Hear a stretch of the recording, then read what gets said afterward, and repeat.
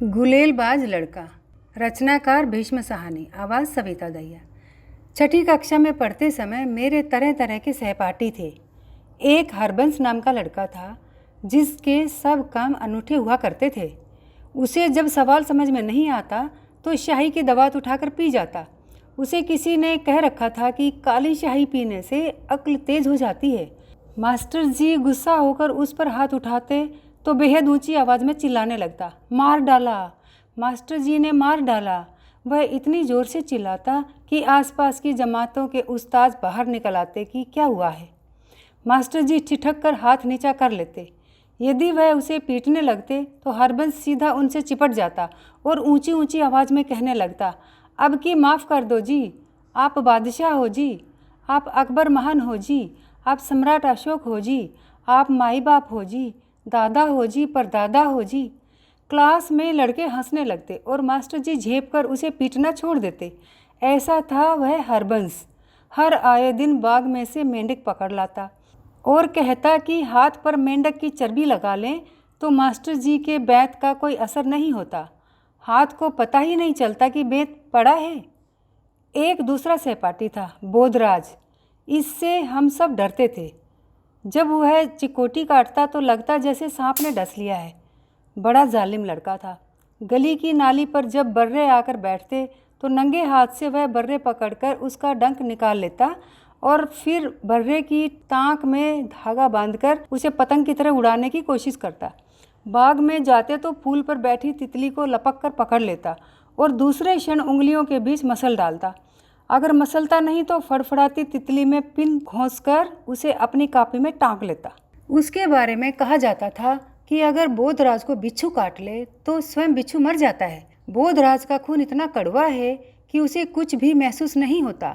सारा वक्त उसके हाथ में गुलेल रहती और उसका निशाना अचूक था। पक्षियों के घोंसले पर तो उसकी विशेष कृपा रहती थी। पेड़ के नीचे खड़े होकर वह ऐसा निशाना बांधता कि दूसरे ही क्षण पक्षियों की चों चों सुनाई देती और घोंसले में से तिनके और थिगलियाँ टूट टूट कर हवा में छितरने लगते। या वह झट से पेड़ पर चढ़ जाता और घोंसलों में से अंडे निकाल लाता। जब तक वह घोंसलों को तोड़ फोड़ नहीं डाले उसे चैन नहीं मिलता था। उसे कभी भी कोई ऐसा खेल नहीं सूझता था जिसमें किसी को कष्ट नहीं पहुंचाया गया हो। बोधराज की माँ भी उसे राक्षस कहा करती थी। बोधराज जेब में तरह तरह की चीज़ें रखे घूमता, कभी मैना का बच्चा या तरह तरह के अंडे या कांटेदार झाऊ चूहा। उससे सभी छात्र डरते थे। किसी के साथ झगड़ा हो जाता तो बोधराज सीधा उसकी छाती में टक्कर मारता या उसके हाथ काट खाता। स्कूल के बाद हम लोग तो अपने अपने घरों को चले जाते, मगर बोधराज न जाने कहाँ घूमता रहता। कभी कभी वह हमें तरह तरह के किस्से सुनाता। एक दिन कहने लगा, हमारे घर में एक गोहर रहती है। जानते हो गोह क्या होते हैं? नहीं तो क्या होती है गोह? गोह सांप जैसा एक जानवर होता है, बालिश्त भर लंबा, मगर उसके पैर होते हैं, 8 पंजे होते हैं। सांप के पैर नहीं होते। हम सिहर उठे। हमारे घर में सीढ़ियों के नीचे गोह रहती है। वह बोला, जिस चीज़ को वह अपने पंजे से पकड़ ले वह उसे कभी भी नहीं छोड़ती, कुछ भी हो जाए नहीं छोड़ती। हम सिहर उठे। चोर अपने पास गोह को रखते हैं। वे दीवार फांदने के लिए गोह का इस्तेमाल करते हैं। वे गोह की एक टांग में रस्सी बांध देते हैं, फिर जिस दीवार को फांदना हो रस्सी झुलाकर दीवार के ऊपर की ओर फेंकते हैं। दीवार के साथ लगते ही गोह अपने पंजों से दीवार को पकड़ लेती है। उसका पंजा इतना मजबूत होता है कि फिर रस्सी को 10 आदमी भी खींचें तो गोह दीवार को नहीं छोड़ती। चोर उसी रस्सी के सहारे दीवार फांद जाते हैं। फिर दीवार को तुम्हारी गोह छोड़ती कैसे है? मैंने पूछा। ऊपर पहुंचकर चोर उसे थोड़ा सा दूध पिलाते हैं। दूध पीते ही गोह के पंजे ढीले पड़ जाते हैं। इसी तरह के किस्से बोधराज हमें सुनाता। उन्हीं दिनों मेरे पिताजी की तरक्की हुई और हम लोग एक बड़े घर में जाकर रहने लगे। घर नहीं था, बंगला था, मगर पुराने ढंग का और शहर के बाहर। फर्श ईंटों के, छत ऊंची ऊंची और ढलवां, कमरे बड़े बड़े, लेकिन दीवार में लगता जैसे गारा भरा हुआ है। बाहर खुली ज़मीन थी और पेड़ पौधे थे। घर तो अच्छा था मगर बड़ा खाली खाली सा था। शहर से दूर होने के कारण मेरा कोई दोस्त यार भी वहाँ पर नहीं था। तभी वहाँ बोधराज आने लगा। शायद उसे मालूम हो गया कि वहाँ शिकार अच्छा मिलेगा, क्योंकि उस पुराने घर में और घर के आंगन में अनेक पक्षियों के घोंसले थे। आसपास बंदर घूमते थे और घर के बाहर झाड़ियों में नेवले के दो एक बिल भी थे। घर के पिछले हिस्से में एक बड़ा कमरा था जिसमें माँ ने फालतू सामान भरकर गोदाम सा बना दिया था। यहाँ पर कबूतरों का डेरा था। दिन भर गुटरगू चलती रहती। वहाँ पर टूटे रोशनदान के पास एक मैना का भी घोंसला था। कमरे के फर्श पर पंख और टूटे घोंसलों के तिनके बिखरे रहते। बोधराज आता तो मैं उसके साथ घूमने निकल जाता। एक बार वह झाऊ चूहा लाया जिसका काला थूथना और कंटीले बाल देखते ही मैं डर गया। माँ को मेरा बोधराज के साथ घूमना अच्छा नहीं लगता था, मगर वह जानती थी कि मैं अकेला घर में पड़ा क्या करूँगा। माँ भी उसे राक्षस कहती थी और उसे बहुत समझाती कि वह गरीब जानवरों को तंग नहीं किया करे। एक दिन माँ मुझसे बोली, अगर तुम्हारे दोस्त को घोंसले तोड़ने में मज़ा आता है तो उससे कहो कि हमारे गोदाम में से घोंसले साफ कर दे। चिड़ियों ने कमरे को बहुत गंदा कर रखा है। मगर माँ, तुम ही तो कहती थी कि जो घोंसले तोड़ता है उसे पाप चढ़ता है। मैं ये थोड़े ही कहती हूँ कि पक्षियों को मारे। यह तो पक्षियों पर गुलेल चलाता है, उन्हें मारता है। घोंसला हटाना तो दूसरी बात है। चुनांचे जब बोधराज घर पर आया तो मैं घर का चक्कर लगाकर उसे पिछवाड़े की ओर गोदाम में ले गया। गोदाम में ताला लगा था। हम ताला खोलकर अंदर गए। शाम हो रही थी और गोदाम के अंदर झुटपुटा सा छाया था। कमरे में पहुँचे तो मुझे लगा जैसे हम किसी जानवर की मांद में पहुँच गए हों। बला की बू थी और फर्श पर बिखरे हुए पंख और पक्षियों की बीट। सच पूछो तो मैं डर गया। मैंने सोचा यहाँ भी बोधराज अपना घिनौना शिकार खेलेगा। वह घोंसले को तोड़ कर गिराएगा, पक्षियों के पर नोचेगा, उसके अंडे तोड़ेगा, ऐसी सभी बातें करेगा जिनसे मेरा दिल दहलता था। न जाने माँ ने क्यों कह दिया था कि इसे गोदाम में ले जाओ और इससे कहो कि गोदाम में से घोंसले साफ कर दे। मुझे तो इसके साथ खेलने को भी मना करती थी और अब कह दिया कि घोंसले तोड़ो। मैंने बोधराज की ओर देखा और उसने गुलेल संभाल ली थी और बड़े चाव से छत के नीचे मैना के घोंसले की ओर देख रहा था। गोदाम की ढलवा छतें तिकोन सा बनाती थी। 2 पल्ले ढलवा उतरते थे और नीचे एक लंबा शहतीर कमरे के आर पार डाला गया था। इसी शहतीर पर टूटे हुए रोशनदान के पास ही एक बड़ा सा घोंसला था जिसमें से उभरे हुए तिनके, रुई के फाहे और लटकती थिगलियाँ हमें नजर आ रही थी। यह मैना का घोंसला था। कबूतर अलग से दूसरी ओर शहतीर पर गुटरगूं कर रहे थे और सारा वक्त शहतीर के ऊपर मटरगश्ती कर रहे थे। घोंसले में मैना के बच्चे हैं, बोधराज ने कहा और अपनी गुलेल साध ली। तभी मुझे घोंसले में से छोटे छोटे बच्चों की पीली पीली नन्ही चोंचें झांकती नजर आई। देखा, बोधराज कह रहा था, ये विलायती मैना है, इधर घोंसला नहीं बनाती। इनके माँ बाप जरूर अपने काफिले से बिछड़ गए होंगे और यहाँ आकर घोंसला बना लिया होगा। इनके माँ बाप कहाँ हैं? मैंने पूछा। चुग्गा लेने गए हैं, अभी आते ही होंगे, कहते हुए बोधराज ने गुलेल उठाई। मैं उसे रोकना चाहता था कि घोंसले पर गुलेल नहीं चलाए, पर तभी बोधराज की गुलेल से फर्र की आवाज़ निकली और उसके बाद जोर से टन की आवाज़ आई। गुलेल का कंकड़ घोंसले से न लगकर सीधा छत पर जा लगा था जहाँ टीन की चादरें लगी थी। दोनों चोंच घोंसले के बीच कहीं गायब हो गई और फिर सख्ता सा आ गया। लग रहा था मानो मैना के बच्चे सहम कर चुप हो गए थे। तभी बोधराज ने गुलेल से एक और वार किया। अब की बार कंकड़ शहतीर से लगा। बड़ा अकड़ा करता था। 2 निशाने चूक जाने पर वह बौखला उठा। अब की बार वह थोड़ी देर तक चुपचाप खड़ा रहा।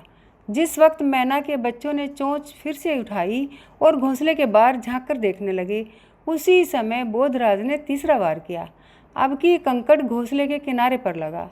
3-4 तिनके और रुई के गाले उड़े और छितरा कर फर्श की ओर आने लगे, लेकिन घोंसला गिरा नहीं। बोधराज ने फिर से गुलेल तान ली थी।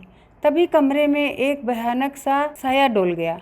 हमने नज़र उठाकर देखा, रोशनदान में से आने वाली रोशनी सहसा ढक गई थी। रोशनदान के सीखचे पर एक बड़ी सी चील पर फैलाए बैठी थी। हम दोनों ठिठक कर उसकी ओर देखने लगे। रोशनदान में बैठी चील भयानक सी लग रही थी। ये चील का घोंसला होगा। चील अपने घोंसले में लौटी है, मैंने कहा। नहीं, चील का घोंसला यहाँ कैसे हो सकता है? चील अपना घोंसला पेड़ों पर बनाती है, ये मैना का घोंसला है। उस वक्त घोंसले में से चों चों की ऊंची आवाज़ आने लगी। घोंसले में बैठे मैना के बच्चे पर फड़फड़ाने लगे और चिल्लाने लगे। हम दोनों निश्चय से खड़े हो गए, ये देखने के लिए कि चील अब क्या करेगी। हम दोनों टकटकी बांधे चील की ओर देखे जा रहे थे। चील रोशनदान में से अंदर आ गई। उसने अपने पर समेट लिए थे और रोशनदान पर से उतरकर गोदाम के आर पार लगे शहतीर पर उतर आई थी। वह अपना छोटा सिर हिलाती, कभी दाएं और कभी बाएं देखने लगती। मैं चुप था, बोधराज भी चुप था, न जाने क्या सोच रहा था। घोंसले में से बराबर चों चों की आवाज़ आ रही थी, बल्कि पहले से कहीं गग ज़्यादा बढ़ गई थी। मैना के बच्चे बुरी तरह से डर गए थे। ये यहाँ रोज आती होगी, बोधराज बोला। अब मेरी समझ में आया कि क्यों फर्श पर जगह जगह पंख और मांस के लोथड़े बिखरे पड़े रहते हैं। जरूर हर आए दिन चील घोंसले पर झपटा मारती रही होगी। मांस के टुकड़े और खून सने पर इसी की चोंच से गिरते होंगे। बोधराज अभी भी टकटकी बांधे चील की ओर देख रहा था। अब चील धीरे धीरे शहतीर पर चलती हुई घोंसले की ओर बढ़ने लगी और घोंसले में बैठे मैना के बच्चे पर फड़फड़ाने और चीखने लगे थे। जब से चील रोशनदान पर आकर बैठी थी, मैना के बच्चे चीखे जा रहे थे। बोधराज अब भी मूर्तिवत खड़ा चील की ओर ताके जा रहा था। मैं घबरा उठा। मैं मन में बार बार कहता, क्या फ़र्क पड़ता है अगर चील मैना के बच्चों को मार डालती है या बोधराज अपनी गुलेल से उन्हें मार डालता है। अगर चील नहीं आती तो इस वक्त तक बोधराज ने मैना का घोंसला नोच भी डाला होता। तभी बोधराज ने गुलेल उठाई और सीधा निशाना चील पर साध दिया। चील को मत छेड़ो, वह तुम पर झपटेगी, मैंने बोधराज से कहा। मगर बोधराज ने मेरी बात नहीं सुनी और गुलेल चला दी। चील को निशाना नहीं लगा। कंकड़ छत से टकराकर नीचे गिर पड़ा और चील ने अपने बड़े बड़े पंख फैलाए और नीचे सिर किए घूमने लगी। चलो यहाँ से निकल चलें, मैंने डर कर कहा। नहीं, हम चले गए तो चील बच्चों को खा जाएगी। उसके मुंह से ये वाक्य मुझे बड़ा अटपटा लगा। स्वयं ही तो घोंसला तोड़ने के लिए गुलेल उठा लाया था। बोधराज ने एक और निशाना साधा, मगर चील उस शहतीर पर से उड़ी और गोदाम के अंदर पर फैलाए तैरती हुई सी आधा चक्कर काटकर फिर से शहतीर पर जा बैठी। घोंसले में बैठे बच्चे बराबर चों चों किए जा रहे थे। बोधराज ने झट से गुलेल मुझे थमा दी और जेब से 5-7 कंकड़ निकालकर मेरी हथेली पर रखे। तुम चील पर गुलेल चलाओ, चलाते जाओ, उसे बैठने नहीं देना, उसने कहा और स्वयं भागकर दीवार के साथ रखी मेज पर एक टूटी हुई कुर्सी चढ़ा दी और फिर उछलकर मेज पर चढ़ गया और वहां से कुर्सी पर जा खड़ा हुआ। फिर बोधराज ने दोनों हाथ ऊपर को उठाए, जैसे तैसे अपना संतुलन बनाए हुए उसने धीरे से दोनों हाथों से घोंसले को शहतीर पर से उठा लिया और धीरे धीरे कुर्सी पर से उतरकर मेज पर आ गया और घोंसले को थामे हुए ही छलांग लगा दी। चलो बाहर निकल चलो, उसने कहा और दरवाजे की ओर लपका। हम गोदाम में आ गए। गैराज में एक ही बड़ा दरवाज़ा था और दीवार में छोटा सा एक झरोखा। यहाँ भी गैराज के आर पार लकड़ी का एक शहतीर लगा था। यहाँ पर चील नहीं पहुँच सकती, बोधराज ने कहा और इधर उधर देखने लगा था। थोड़ी देर में घोंसले में बैठे मैना के बच्चे चुप हो गए। बोधराज बक्से पर चढ़कर मैना के घर घोंसले में झांकने लगा। मैंने सोचा अभी हाथ बढ़ाकर दोनों बच्चों को एक साथ उठा लेगा, जैसा वह अक्सर किया करता था। फिर भले ही उन्हें जेब में डालकर घूमता फिरे, मगर उसने ऐसा कुछ नहीं किया। वह देर तक घोंसले के अंदर झांकता रहा और फिर बोला, थोड़ा पानी लाओ, इन्हें प्यास लगी है। इनकी चोंच में बूंद बूंद पानी डालेंगे। मैं बाहर गया और एक कटोरी में थोड़ा सा पानी ले आया। दोनों नन्हे नन्हे बच्चे चोंच ऊपर उठाए हाँफ रहे थे। बोधराज ने उनकी चोंच में बूंद बूंद पानी डाला और बच्चों को छूने से मुझे मना कर दिया। नहीं, स्वयं उन्हें छुआ। इन बच्चों के माँ बाप यहाँ कैसे पहुँचेंगे, मैंने पूछा। वे इस झरोखे में से आ जाएंगे, वे अपने आप इन्हें ढूंढ निकालेंगे। हम देर तक गैराज में बैठे रहे। बोधराज देर तक मंसूबे बनाता रहा कि वह कैसे रोशनदान को बंद कर देगा ताकि चील कभी गोदाम के अंदर न आ सके। उस शाम वह चील की ही बातें करता रहा। दूसरे दिन जब बोधराज मेरे घर आया तो न तो उसके हाथ में गुलेल थी और न जेब में कंकड़, बल्कि जेब में बहुत सा चुग्गा भर लाया था। और हम दोनों देर तक मैना के बच्चों को चुग्गा डालते और उनके करतब देखते रहे। भीष्म साहनी।